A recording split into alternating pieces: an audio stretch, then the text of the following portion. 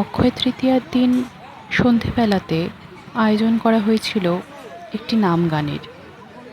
আমাদের গ্রামের বাড়ির ঠিক বিপরীতে দুর্গা মন্দির, সেখানে বৈশাখ মাসের সন্ধেবেলাতে প্রত্যহ নাম গান করা হয়।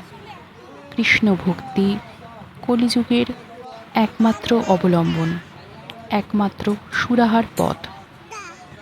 সেই নাম গান আমার ঠাকুরদাদা খুবই পছন্দ করতেন।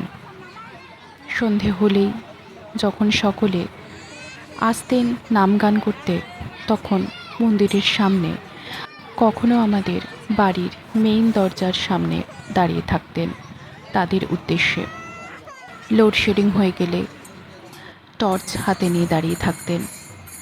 নাম গান করা হলে তাদের উদ্দেশ্যে জল নিয়ে দাঁড়িয়ে থাকতেন।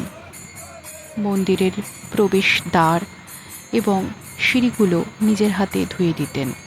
ঠাকুরদাদার স্বর্গলোক প্রাপ্তি হয়েছে। মৃত্যুবার্ষিকীর তিথিতেই, অর্থাৎ এই অক্ষয় তৃতীয়ার দিন সান্ধ্যকালেই এই নাম গানের, এই হরিনামের আয়োজন করা হয়।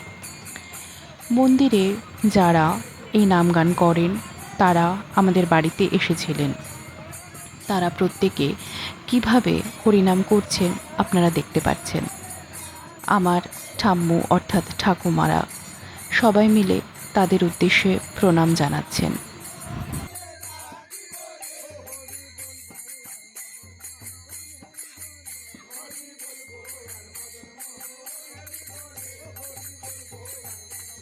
তাদের এই নাম গানের মাধ্যমেই গ্রামের বেশ কিছুটা সময় প্রত্যেকেই একটি ধনাত্মক শক্তির মধ্যে নিজেদেরকে নিয়ে যেতে পারে।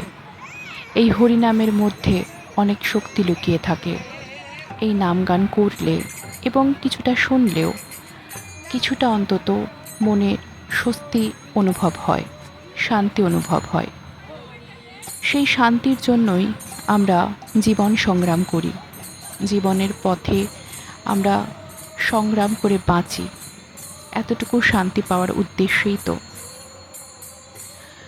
আজ বাড়িতে সবাই আছেন, কিন্তু ঠাকুরদাদা নেই। তার উদ্দেশ্যেই এই আয়োজন। গ্রামের অনেক ছোট ছোট দাদা দিদিরা এসেছে। তাদের জন্য একটু সান্ধ্যকালে খাবারের আয়োজন করা হয়েছে। আর তার মাঝে আমি আছি দুষ্টুমি করার জন্য। সকলের নয়নের মণি এই পুরো প্রাঙ্গণ আলো করে আছি। জানি না কেন ছোট থেকে আমিও এই হরিনাম বড্ড বেশি পছন্দ করি। যখনই কেউ হরিবোল করে, আমিও তাদের উদ্দেশ্যে দুহাত তুলে হরিবোল দেখাই। বাবা আমার জন্য একটি ছোট্ট করতালও কিনে দিয়েছে।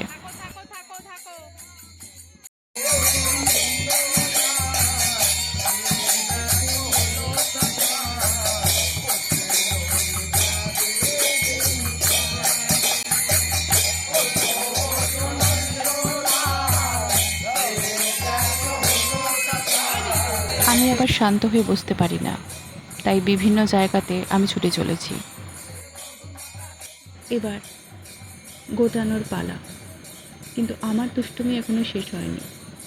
খুনসুটি চলছেই, আর আমি দুষ্টুমি করেই যাচ্ছি। ধন্যবাদ আমার ভিডিওকে লাইক করার জন্য।